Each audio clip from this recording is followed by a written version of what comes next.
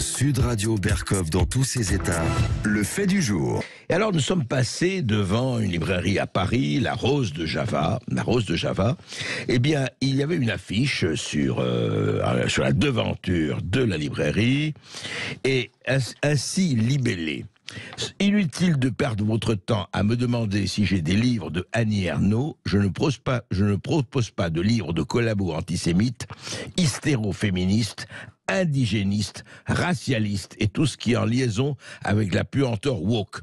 Au moins, vous, Hubert Boukhara, vous ne mâchez pas vos mots. Vous êtes propriétaire de la Rose de Java, de cette librairie.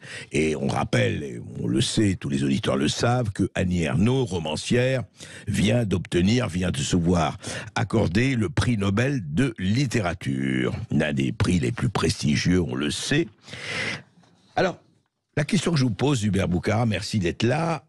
Merci de m'accueillir. Et je voudrais comprendre, vous êtes libraire, vous vendez des livres, vous vendez l'expression, vous vendez.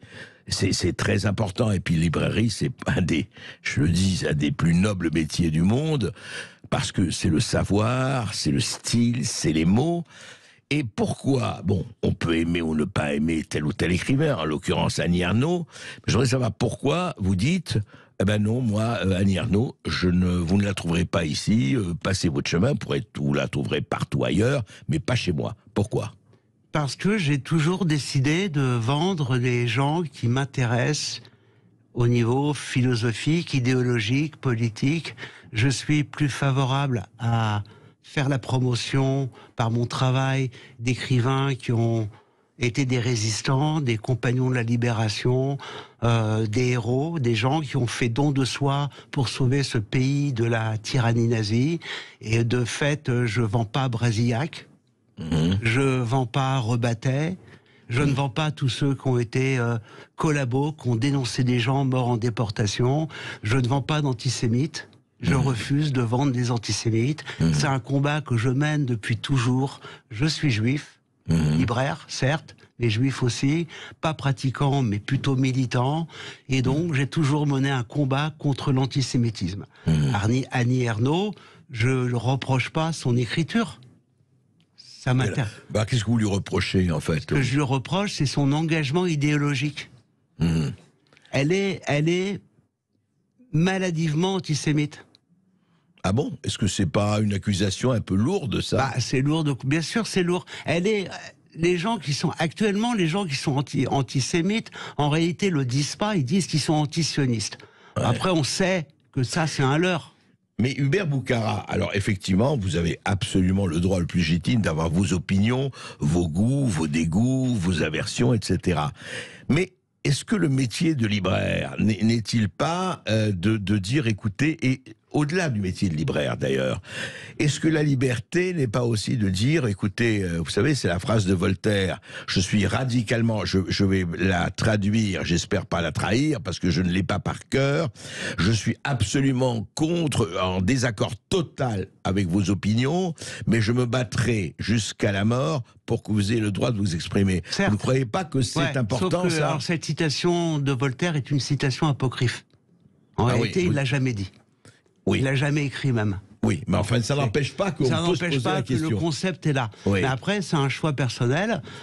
J'ai des confrères, amis, libraires qui ont des choix similaires, un peu différents peut-être, mais similaires. Moi, je veux pas vendre des gens qui sont contraires à mes idées. Vous dites, en tout cas, évidemment, c'est votre liberté de choix aussi, c'est votre liberté de dire, voilà, je peux pas faire la promotion de gens qui sont antisémites. Je peux pas. Je comprends. Je peux pas. Mais Maintenant, les gens qui sont antisémites disent pas qu'ils sont antisémites, ils disent qu'ils sont antisionistes. Annie Ernaux est foncièrement anti-Israël. Elle fait même des pétitions, des mouvements de boycott contre des événements culturels. C'est inacceptable. Oui, mais je comprends, je comprends votre point de vue, mais encore une fois, est-ce que vous ne pensez pas, oui, vous dites, parce que, si vous voulez, c'est pour ça que ça m'a interpellé, et votre sincérité ne fait pas de doute, hein, c'est pas du tout le problème, mais je me dis, écoutez, de l'autre côté, imaginez un peu, est-ce qu'on n'entre pas dans un cycle comme ça, où on dit, oui, mais lui, ok, je suis pas d'accord avec lui, il est, mettons, antisémite ou antisioniste, mais de l'autre côté, pour avoir des gens qui disent, comme on l'a eu, Et vous savez, je ne veux pas mettre la comparaison symétrique, mais rappelez-vous la liste Otto qui disait les écrivains juifs, on ne veut pas l'entendre parler. Bien sûr. Est-ce que ça ne vous pose pas question, ça, tous ces gens qui disaient au moment du nazisme, au moment du fascisme, etc. Stefan Zweig, etc., et tous les autres dehors.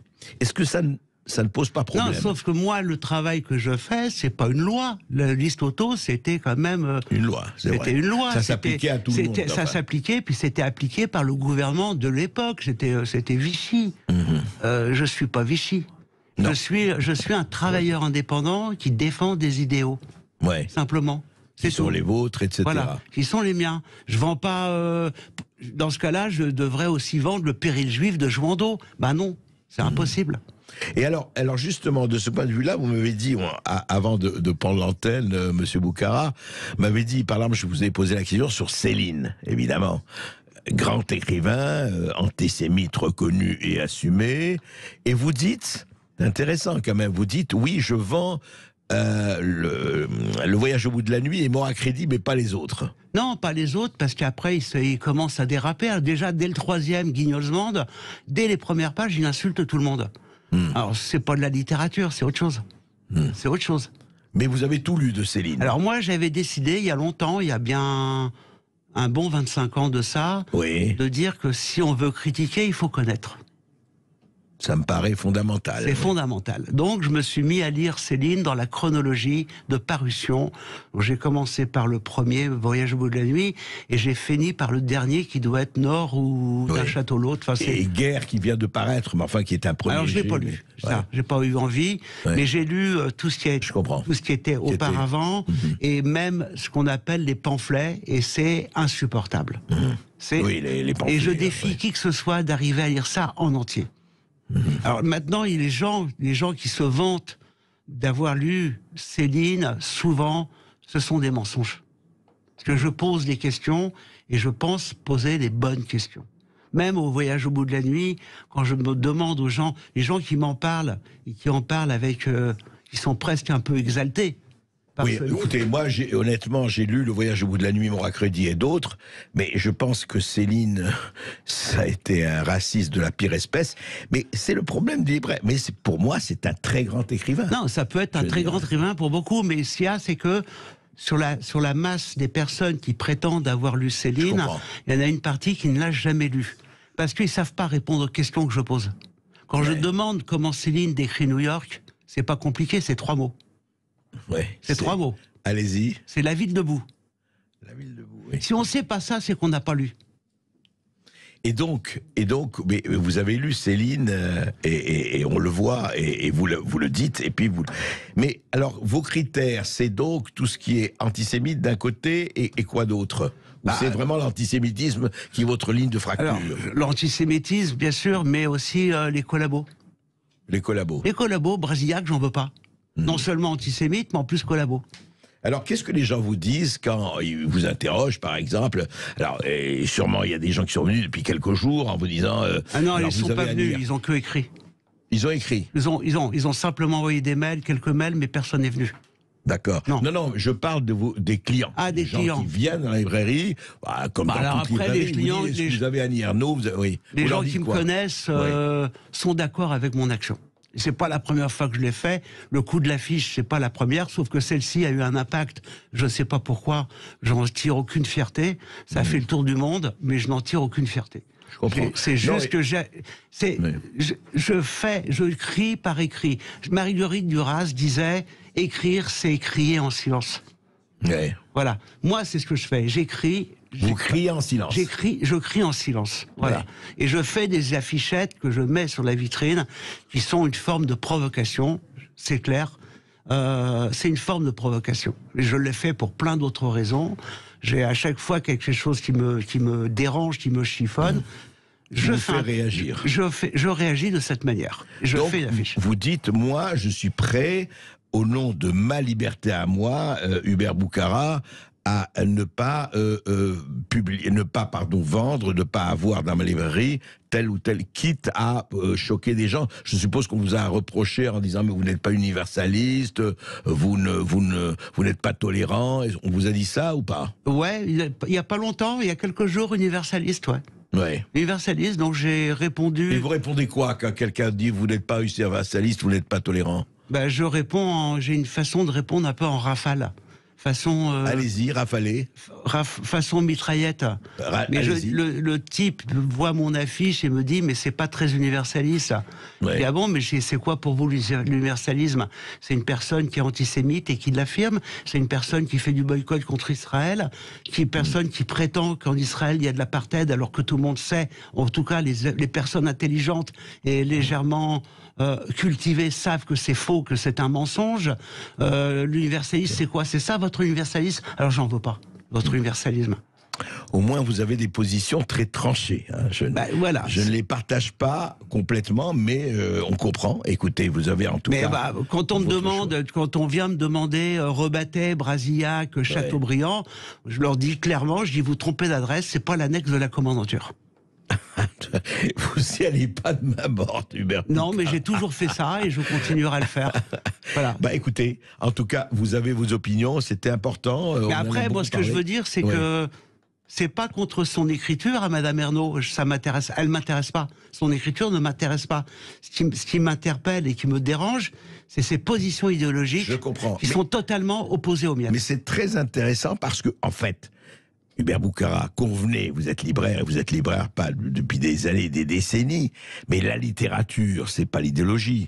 Si quelqu'un a un style extraordinaire, même si ses opinions vous débectent... Houellebecq, par exemple. Oui, Houellebecq. Je l'en vends pas parce que c'est trop récent pour moi, mais c'est quelqu'un que je lis avec plaisir. Mais vous ne le vendez pas? Non, c'est trop récent, parce que dans ce que je fais, c'est trop récent. D'accord. Je fais une littérature et des livres d'une autre époque. D'accord. Un peu plus ancien. Mais moi, ce qui m'intéresse, et pour qui je ferais de la promotion, si je puis dire ainsi, de la promotion, même si la plupart plus de ce monde sont morts, c'est Joseph Kessel. Kessel, c'est le pilier de la Rose de Java. C'est le pilier. Romain Gary, René Char, Jean Zay. Voilà, ces gens-là m'intéressent. Parce qu'ils ont une vraie action. En fait, vous êtes pour, effectivement, un certain militantisme, plus que pour la littérature en général avec un grand L. René Char, j'aime beaucoup pour ce qu'il écrit, et puis j'aime beaucoup son action. Vous aimez les résistants aussi. Moi, j'aime les résistants. J'aime pas les collabos. J'aime pas les antisémites, comme j'aime pas les racistes anti-noirs, ou anti-jaunes, ou anti-autre chose. Anti-arabes ou autre. Voilà, anti-arabes, etc. Oui. J'aime pas les racistes en général, j'aime pas les collabos, et j'aime pas les antisémites. Donc, dans mon travail, je suis le seul à pouvoir décider. Et je décide de mener je fais un travail de militant. D'accord. Voilà.